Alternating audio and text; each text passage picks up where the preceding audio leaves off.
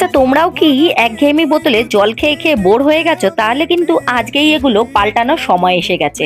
তাই জন্য আমি অনলাইন থেকে আনিয়ে নিলাম ঝটপট করে দারুণ একটা পার্সেল। চলো একসাথে আনবক্সিং করে দেখি যে পার্সেলটায় কি এসেছে। ওয়াও! কালারগুলো কিন্তু জাস্ট দারুণ। এগুলো হচ্ছে ফ্রস্টি কোম্পানি প্রিমিয়াম ওয়াটার বোতল। প্যাস্টেল শেডে এই কালারগুলো যেমন ট্রেন্ডি, দেখতেও কিন্তু তেমন এলিগেন্ট।